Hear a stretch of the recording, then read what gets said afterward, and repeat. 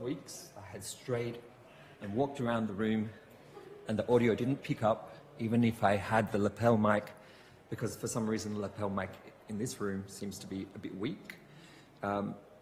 So it's a bit artificial for me to be just sitting over here, but we'll see what we can do. Got to get us signed in. All right, so this is our week 13. One could say that we're moving towards the end of things, but I want to say as well that it's an opening up. And so in the interests, I guess, of doing a bit of a review, but also bringing some things together and thinking ahead, there's some questions that I put up that we could work on together in a Google Doc. So if you go there, you should be able to access the actual questions in a Google Doc. I'll talk about them shortly. But then there's also a couple of images that come from this outfit called Southern Movement. It's kind of community-based, creating sanctuaries, sanctuary spaces. You've probably heard of the term sanctuary city. Have you heard of sanctuary cities before? What does that bring to mind? Places that are areas of safety for including those who are policed, criminalized, maybe undocumented as well, right? Where they're not going to be removed, taken away, imprisoned, deported, for example. Ways of imagining liberation and doing liberation. So through mutuality.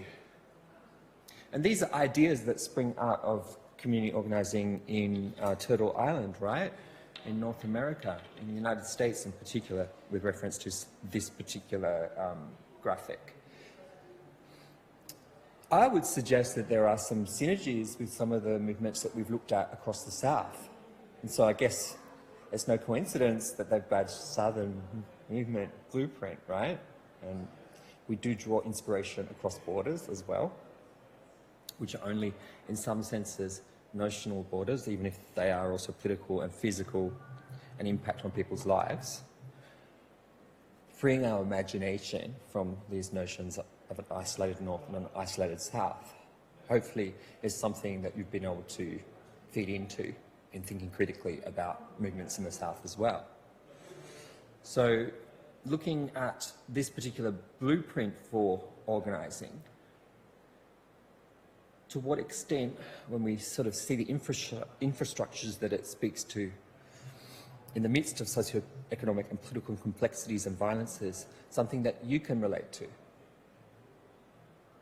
Do you see this as a potential blueprint? How does your vision of the social movements that we've been talking about during the semester, but also your vision of change, align with this? That's something for us to think about, especially as we continually move into either an extension of the present or what we call the future.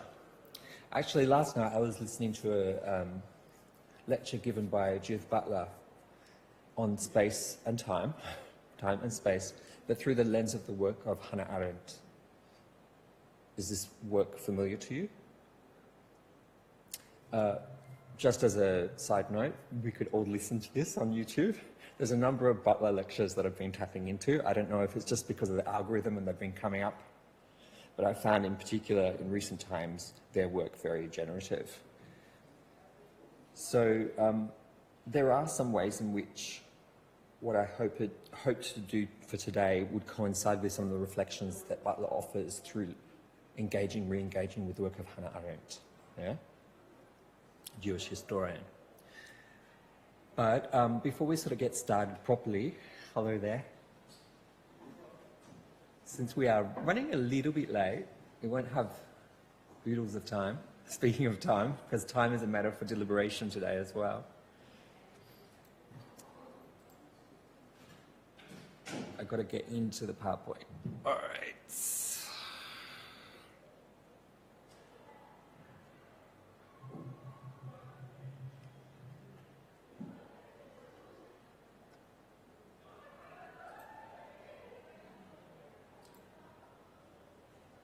Let's download it, shall we?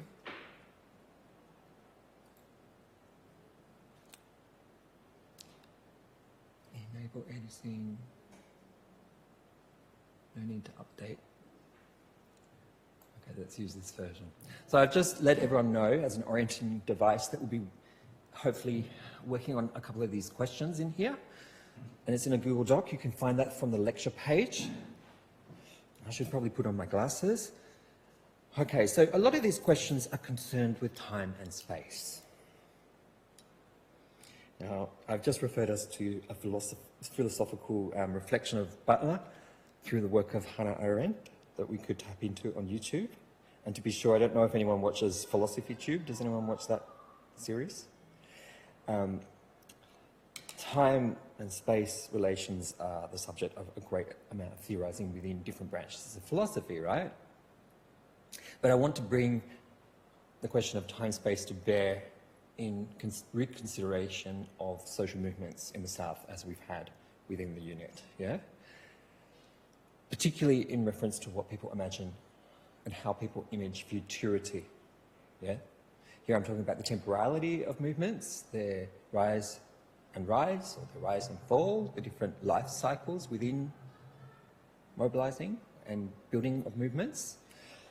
But also to critically think the question of success, because within a lot of dominant social movement theory, there is that accent on measuring success, right? How do we define, determine, and even measure success? What are the problems of this emphasis on success, especially as found in resource mobilization theory accounts? But bringing the question back to temporality, if movements work from the present and use what tools they have at hand, do they also seek to produce possible futures? Not just work from the present, but project into a possible future, to bring it into being as such, or maybe to forestall, yeah, a more dystopian scenario. How do they enact and reenact the relations between past, present, and future? For example, in anti-mining struggles, as understood from the context of Oaxaca, southern Oaxaca, by Alessandro Moresin, his article that I referred us to a couple of weeks ago, he speaks about how these anti-mining struggles in Oaxaca play with the politics of time. That even if they do not know whether their efforts to forestall the implementation of mining activities in their land will be successful, they use through their practice or praxis tools to slow down developmental proposals, to play with that politics of time so that people can intervene, whether through the use of amparos, for example, legal injunctions against mining operations, or other means to bring into the public conversation what their opposition to the mines is about. Yeah? So slowing down how things proceed, including developmental plans from above, yeah? That is working with the politics of time. How might this notion of relations between past, present, and future be reimagined, for example, through the figure of Pachacuti? Now, Pachacuti is an interesting phrase. It comes from the context of Andean thought. You can find out a little bit about it there, and especially in reference to Bolivia. Debates about cultural practices in Bolivia have increasingly unfolded around questions of which practices are deemed as essentially indigenous or essentially Western, and the demands for decolonization or the re-establishment of indigenous cultural hegemony. This article examines cases in which the construal of time through calendars, clocks, notions of past and future is depicted as being either essentially Andean or a colonial import, and thus target for reform. Advancing competing construals of time have become a feature of such contemporary state-led political interventions as reorienting clock faces on public buildings and reconciling the Gregorian calendar with an agricultural Aymara one, replacing Spanish loanwords for the day of the week with neologisms. So there's a lot of contention around time. But the concept of Pachacuti itself makes us think of Pachamama, the earth, and puts us into what, as a translation, is literal time-space, and the reversal and upheavals of time and space that are brought about through revolutionary change. Yeah? Being on the move. Yeah? Pachacuti refers to movement of the earth, but it also refers to a reconfiguration of past, present, and future. So it's interesting that in this constellation or cluster of meanings, whether it be deemed essentially indigenous, and therefore not westernized or not, yeah, is still key to the way in which Andean thought proceeds around thinking time relations within the context of social change. Yeah? So how can we appeal to knowledges otherwise? To imagine how languages of social struggle, such as in Mesh in Pachacuti, demand of us a new way of thinking about time and space and potentialities of emergence of change. Yeah? You can also think about other phrases, maybe even in Arabic, that challenge our thinking on that. You know, people feel that a term such as intifada is very controversial, but in its origin it means to shake off. Yeah? To make oneself free by shaking something off, and I don't mean to make any reference to Taylor Swift here, by the way. But, you know, these terms, these concepts themselves arise from, obviously from struggle and are reworked, but they also have those ancestries, yeah, within languages, within cultural contexts. And they do make us, Nakba is another one, right? Make us think about the politics of time, historical memory, relations between how, time present and time future are connected, and come back to the past itself, yeah? And revolve around interpretations of the past. So, we'll see if we can have a go at those questions which are related to those particular coordinates of time and space relations, including where success can or not be measured, right? But I just wanted to start us off with this image. Okay, so this is going back a couple of years. Now think, obviously, at the same time that in Chile there was a social outbreak, yeah? So I'm talking about October of 2019. Simultaneously, in Lebanon, and also in Algeria, there was the emergence of what latterly gets called the second wave of the Arab Spring. Of course, these terms are very clumsy, and they're used in retrospect. Even what happened in Chile from October 2019 has been called the Chilean winter. It's problematic to just recycle those terms, right? But what is definitely in common between what was happening in Lebanon and what was happening in Chile was the emergence of actors who were self-convoked, that didn't necessarily have a leader, that were seemingly spontaneous in their eruption. Yeah. So this is in the context of the Thawra, yeah, the protests that emerged in Lebanon in that very same month, and for similar causes, actually. Yeah. The first sort of motive for protest is often around government policy, taxing or increasing of, in the Chilean case, of a metro fare.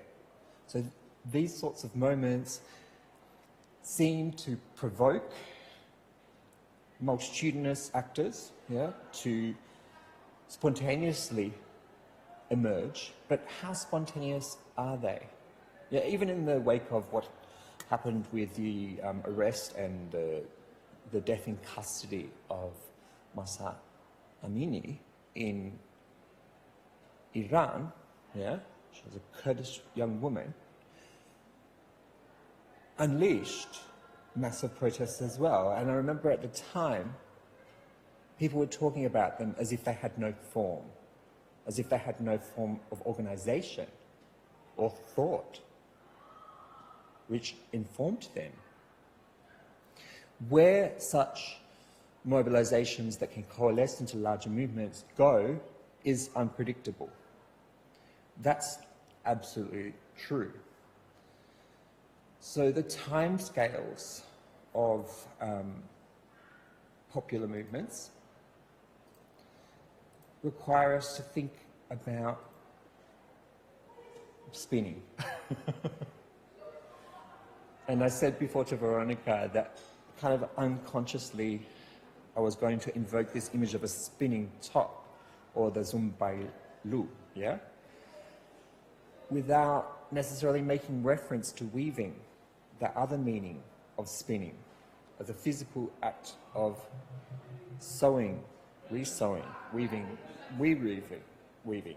But in fact, that is another way in which we can think about both the physical movement of an object like a spinning top, and what Mraus Sideki argues is the nature of societies in movement in Latin America, something akin to the Zumbaylu, again a Quechua word, that is that movements are involved in a vertiginous, giratorial almost dance, yeah? Where they will go, how long they will keep moving, and where it will end up, we do not know. We cannot but be brought into that dance in some way, yeah? It's quite hypnotic. An unpredictable, wobbly, circular motion. You may wish to speed it up or stop it, but it turns by itself and may go on or stop at any moment, right? So these are popular toys amongst children as well. And, you know, objects of fascination, our ability to manipulate a spinning top and set it off, yeah, is what entrances us. But we never really know exactly how it's going to move, right? And so I think this is a useful image to work with in regards to societies of movement in Latin America, Abya Yala, and also across the Souths we've been examining. But again, to return to spinning, we also have the image of the spinner, yeah? That is, she or he who weaves. And we saw in the context of the Egyptian revolution that what spearheaded that as a really important movement was actually the site of a factory, yeah, of something like 25,000, I want to say, workers who were weavers, yeah, the biggest textile factory in the Middle East, and they were very key to spearheading the first protests, yeah, and political action against Hosni Mubarak's regime, as early as 2009.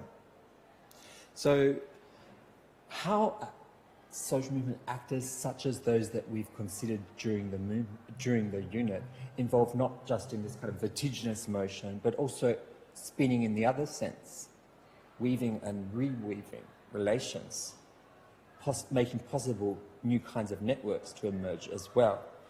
The other thing that I said just in conversation with Veronica before is that the idea of the weaver, even like an orbed spider, is one that is often associated with the feminine. And of course, women have been very important in many of the movements that we've been considering, and also within the craft of weaving, yeah? Not just in places like Iran, northern Iran.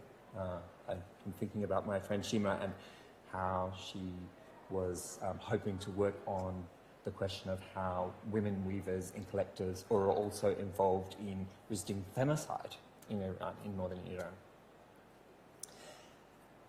And then also indigenous women in the marketplaces around parts of Abya Yala, no?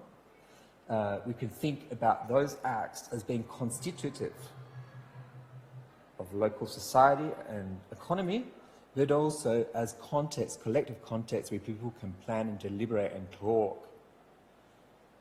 So on the micro level, the act of weaving seems to be this innocent, almost non-movement associated act.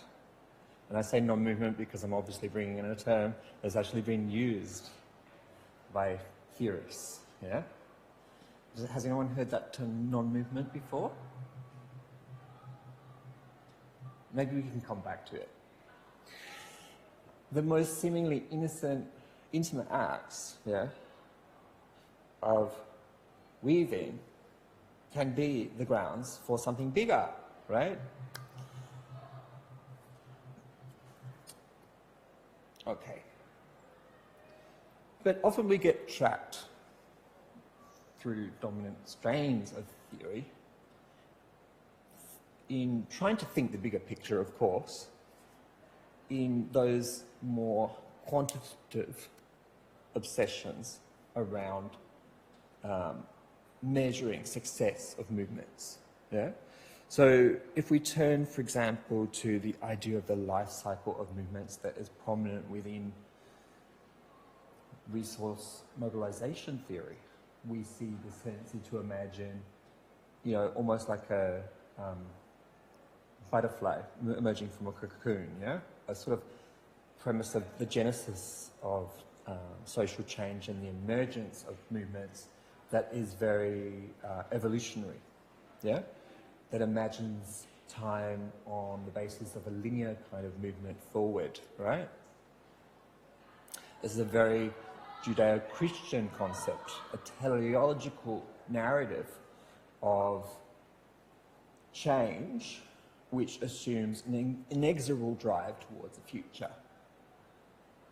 One marked by the pursuit of progress and the desire for change, to be sure, but one that only really imagines time on that basis, time and change on that basis, right? So within RMT, we have stages, yeah? Emergence, initial communal identification of perceived injustices and mobilization efforts that incited the demands for systemic change. Stage 2, coalescence, coordinated and collective communal actions to broadly promote the group's social justice causes and defend their human rights. Bureaucratization, national and or international level of political and or legal avenues the groups utilize to advocate for systemic change and demand accountability for perceived injustices, and then possibly, should things not eventuate beyond the bureaucratization phase, a decline, a transitional phase when groups may experience repression, cooptation, success or failure. Ultimately, the social movement's social, political, national and international stance or relevance diminishes over time. However, it is, even if it does account for the possibility of failure, and it's true that that does happen, yeah, the notion of a sort of movement into different stages and a sort of inevitability is one that I think doesn't necessarily capture the future promise of movements, yeah, and how they don't necessarily follow a scale that is that developmental, evolutionary, yeah? That they have within their own logics and actions of weaving and reweaving times of stasis, times of action, times of retreat, times of, do you know what I mean? That conceptually we need to free ourselves up a little bit from that linear account. So in the case of the longue durée of populist struggles in Chile post-transition to democracy, we definitely see, to draw on social movement theorizing, such as in Contentious Politics, which talks about waves and cycles of protest, yeah, we see ups and downs, yeah, with a general tendency for more mobilization, because more and more people recognize that they cannot work within an institutional framework with the dominant parties, and so that actually spearheads more and more spaces of collective struggle outside of that framework. Yeah? And we can see, of course, that, like, probably out there as well, that you have peaks and flows, right? And a lot of this can be related to the psychosocial elements of what motivates people and how they keep up their anger, but how they sustain it over time or not, right? So this is just a comical way of imagining how things can peak and flow, right? And during crisis, usually provokes growing public anger. A triggering event can mark an upswing. We only have to think about recent efforts by the collective What Were You Wearing, and how they were really spearheaded by growing public anger here in Australia around the rising number of cases of women being killed. Yeah? And really speaking, some of the sense-making around that represented a trigger event, right, you could say, which has marked an uptick of forms of mobilising and putting it on the national agenda. We're not yet at that point of disillusionment, although all activists have worked over time, expect it. Then there's also this thing called fatigue, popularly known as compassion fatigue, right? The activists themselves can experience, and the public as well starts to lose sympathy. But those moments of retreat, including in the face of possible failure, of not meeting your objectives or goals in the immediate term, can also bring in moments of learning and reflection, and then a regrowth of movements. So obviously that's this rather comical way to understand movement cycles, plotted on one axis as the emotional state, and on the other axis as time. Now, when we talk about success and measuring success, people are very keen to find movement victories, what they can mark as being a litmus test for their aims and objectives and the ability to reach those through concrete victories, right? But even victory counterposed to success can be understood on different lines, right? So if we had to turn to social movement theorizing, such as in collective frame, action frames and framing, or mobilization, resource mobilization theory, or political opportunity, we can see that a victory might be cognitive liberation, yeah? The creation of a narrative sufficient to energize and mobilize a minimum winning coalition to support a movement. Importantly, for feminists and their allies who work against violence against women, that is to bring it out of the private sphere, understood as a domestic thing, just a merely private affair that women experience violence, into something that actually throws into relief within the public discourse a narrative that connects the different forces that allow that violence to occur and that create a climate of impunity as well for those that enact those forms of violence, yeah? That make it a public concern, a matter of public concern, that can name it as femicide. Yeah? So changing the narrative is an important kind of watermark for a kind of victory in framing, isn't it? Then we have that kind of victory that can be traced to the amount of actors who are brought into protests, yeah? And institutional actions that can then lead to increasing the volume of participation and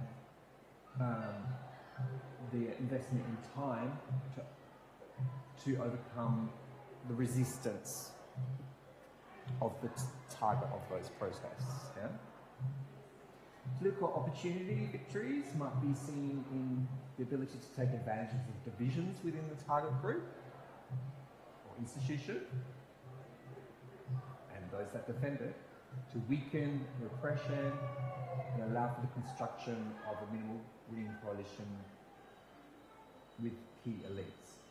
Clearly there are problems here with this particular formulation, if we measure victory on the basis of political opportunity in these terms, then there's a lot of movements that don't reach that kind of zenith. Even in Chile, right? That was the case.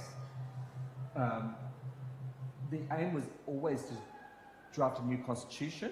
How that was going to be done was the contentious point initially, through a constituent assembly that would be representative of the broad swathe of non-institutional actors, or one that would be made up of institutional actors. They won on the grounds of that it should be made up of non-institutional actors, no one from the dominant political parties, so non-traditional actors. Yeah?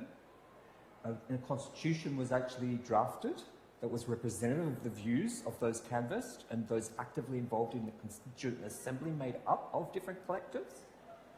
But in the final analysis, because of the political calculus of right and left, that first draft of the constitution was rejected. So they took advantage of political opportunity, right, that was there. But they couldn't win over the right wing. They couldn't win over those that supposedly represented the interests of the right either. So to say that the failure is on them is to lose sight of the straitjacket of the political system itself, right? So in the name of success, let's think about that. Creation and diffusion of a narrative sufficient to win over wider publics and weaken opposition narratives, leading the movement view becoming embedded in a positive frame in mainstream political views. Well, in Chile, they were able to do that. That's why they had the broad support for the formation of the Constituent Assembly and the drafting of the first constitution. First draft of the new constitution. But they still had to deal with a massive right-wing allied media machine. Yeah? And particularly the way in which it isolated items within the proposed constitutional draft, yeah, around reproductive and sexual rights for women, yeah, that was weaponized by the political right and its media machinery. And that undercut the potential for that draft, that new constitutional draft, to be approved. It polarized people. So, yes, they were able to advance to the extent that they got the Constituent Assembly, the first of its kind in Chile, or even in most parts of Latin America, I would say. And they drafted this first constitution, headed by the Mapuche linguist Elisa Loncon. But those power structures, such as media and political power, represented by private companies and also the political right, destabilized the possibility of the approval of that first constitution. Now, if we're going to think success through RMT, the group would mobilize in a way that does not provoke or energize counter-movements and counter-elites, rather win sympathy and support of wider but non-mobilized publics and key elites. I don't know any group that's able to do that, finally. All social movement groups, by their nature, are going to be operating within discourses of contention. And not just discourses, but also powers of contention. Not putting offside the opposition. How do you even do that? I mean, here we would say the tendency towards the demobilization of radical energies is that moment actually when the power of a social movement declines. It's not its moment of success. So there's contradictions in this kind of way of theorizing success, don't you think? Now, in regard to political opportunity, success is obtained when the group takes advantage of wider social or cultural shifts that enable the movement to win over wider publics. and weaken or marginalise opposition, but without severely weakening or undermining institutions that are the target of changing policy and necessary for implementing it. It's still within that logic of state and civil society actors, making claims on the state, advancing those claims, finding the appropriate channels, making the deal, right? It would be very hard to measure the success of any number of movements in the South on that particular basis. We do have another view that is a bit more detailed, and to be sure, like, it's probably stunning in its detail when you first see it. Okay, so positive success as part of a movement impact, that can translate to direct effects, claims met due to movement's actions, indirect effects, claims met due to others' actions, proactive, obtains concessions, reactive, halts policies or enacts a veto power. And what this also speaks to, disruptive and challenging power, power to change the institutional political process, socio-economic and cultural changes, spillover effects in the emergence of widened social movements, of coalitions, I guess, of different campaigns and organisations, the expansion of the social movement.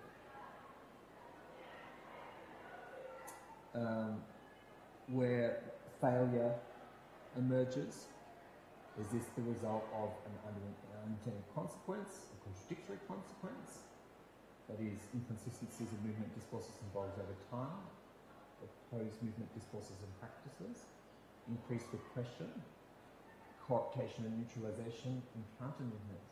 There's so much that's unpredictable here, right?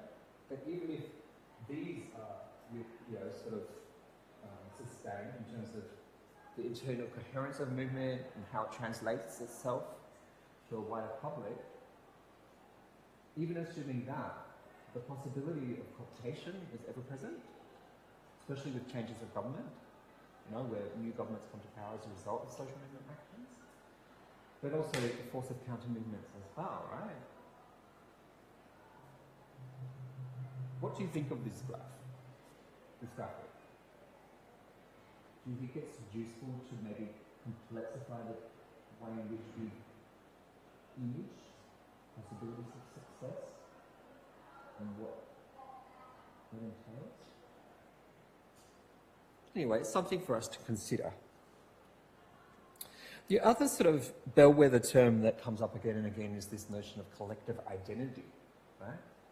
So It's currently clear at 20 degrees. Oh, it's told me the temperature. It's 20 degrees. All right, so the concept of a collective identity refers to a set of individuals' senses of belonging to a group or collective. For the individual, the identity derived from the collective shapes a part of his or her personal identity. It is possible at times that this sense of belonging to a particular group will be so strong that it will trump other aspects of a person's personal identity. And this is from a site called collectiveidentity.net. A collective identity may have first been constructed by outsiders who may still enforce it, but depends on some acceptance by those to whom it is applied, says Francesca Paoletta and James Jasper, both social movement theorists. Collective identities are expressed in cultural materials, names, narratives, symbols, verbal styles, rituals, clothing. And David Snow, foremost theorist of collective action framing, says, although there is no consensual definition of collective identity, discussions of the concept invariably suggest that its essence resides in a shared sense of oneness or we-ness, anchored in real or imagined shared attributes and experiences among those who comprise the collectivity, and when in relation or contrast to one or more actual imagined set of others. I think there's a tendency to assume that movements can only really coalesce by having a shared identity, by forging, if one doesn't already exist, a sense of a collective identity. How true is that? Well, I would say it's definitely, especially in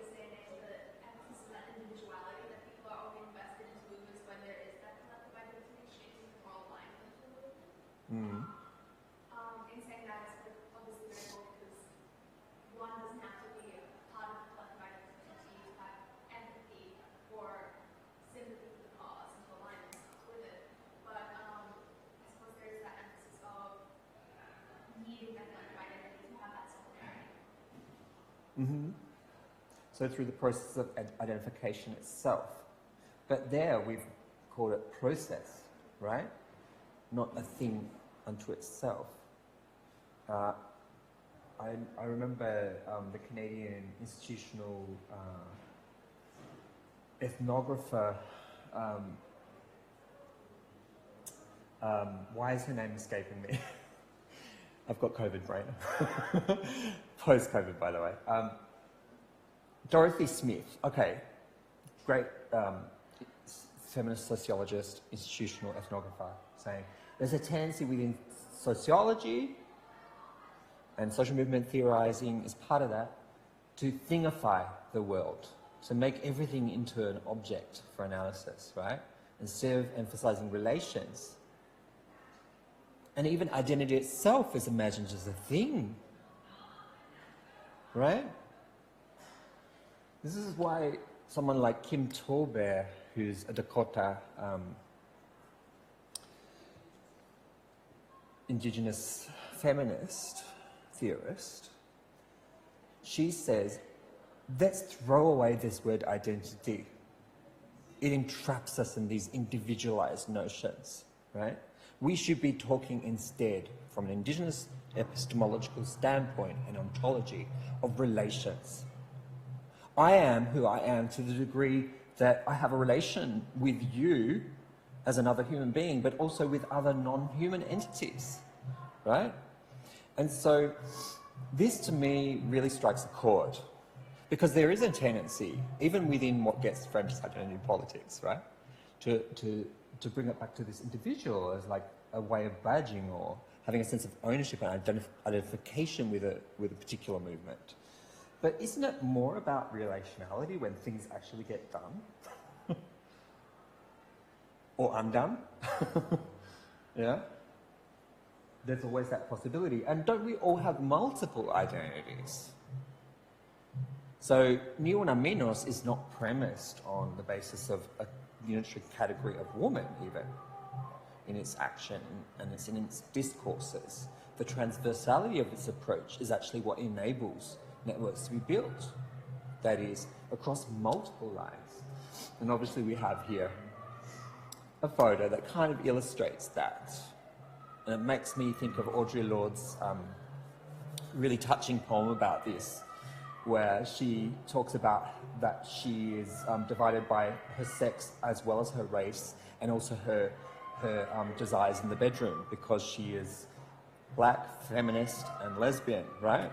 And she wonders how many of her cells will survive what's called women's liberation, yeah? Like, which parts of herself come to the forefront in any liberation struggle? What informs that struggle for liberation? Can we possibly hive off any of our identities? And our affects as well? All right, so thinking more about the scales of collective identity, we can think about it on macro, meso, and micro scales, can't we? This is one model. So the frictions and contradictions in society, especially its asymmetries in wealth, status, and power, will be the grounds for collective action, but potentially for the forging of new definitions of identity, right?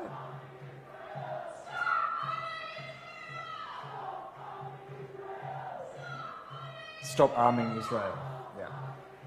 It's very important to have that cognition about slogans. This in turn will inform at the meso level what is collective identity, but so too will not only the structural elements of contradictions in society, but also the psychological experiences of such injustices inform the shape of collective identity. All right, but just to end us where we began, okay, so Pachacuti is a word from both Aymara and Quechua, indigenous languages of the Andes, that has reappeared in recent decades within Bolivian political discourse by way of an Indiist and socialist political register. It is a term that projects a complex temporality, as the epigraph above from Silvia Rivera Cusicanqui suggests. Pachacuti intertextually evokes colonial history while pointing to a future from a characterization of the present. So she says, the contemporary experience commits us to the present, akapacha, which in turn contains within it the seeds of the future that emerge from the depths of the past. Kip nair un chasis sanakapa sanani. The present is the setting for simultaneously modernizing and archaic impulses, of strategies to preserve the status quo and of others that signify revolt and renewal of the world. Pachacuti. The upside-down world created by colonialism will return to its feet as history only if it can defeat those who are determined to preserve the past with its burden of ill-gotten privileges. So this idea of the past being ahead of us is what emerges in this account as well. So, naik means past, but it refers to a point of view, physically, the eye looking at the past, right? So if you imagine being in a boat or a canoe and you're on a river, okay, sometimes time gets imagined or reimagined as a river, right? And you're moving through that body of water.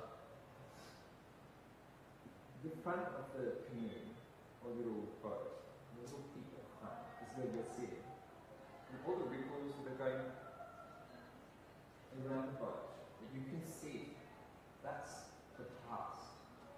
The past is what you're looking at because that's the only thing that we know, that we can see. Yeah? We can't see the future.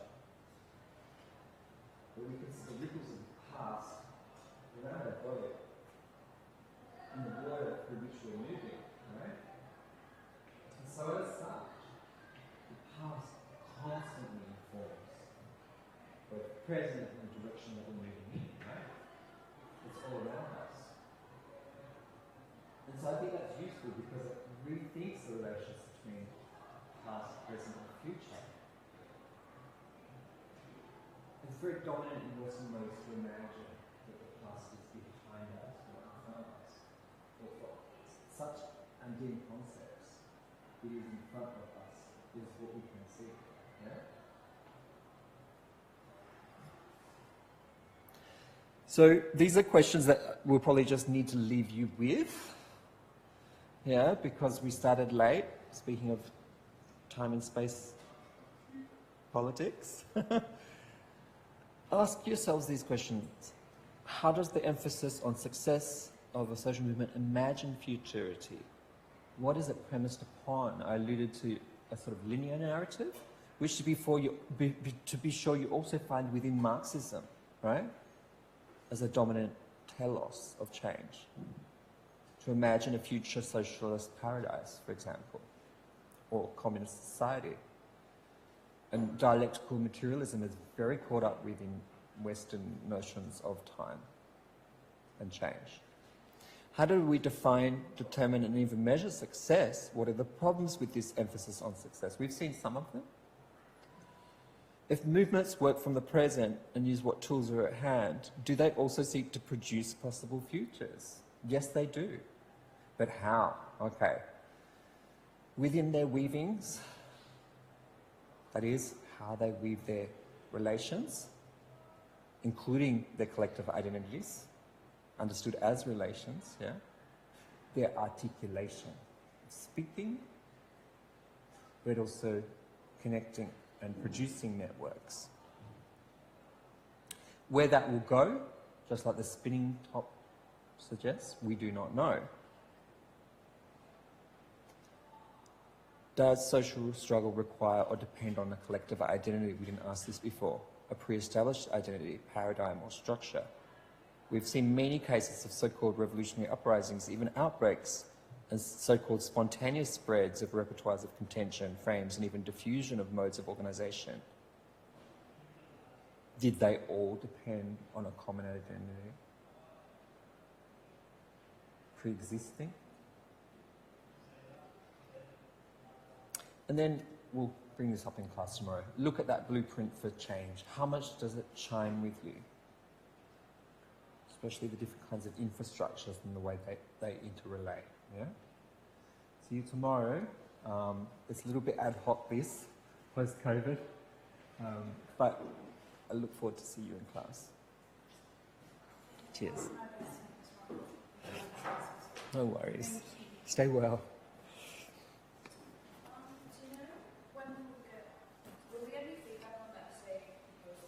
Yeah, so I'm halfway through, and mainly I'm just going through and, you know, if there's an element like, for example, where someone has to be a bit clearer on something, especially in terms of how they phrased their question, or if there's something that I suggest that people could rethink in one light or another, or even a resource that I might suggest they tap into, that's the kind of set of comments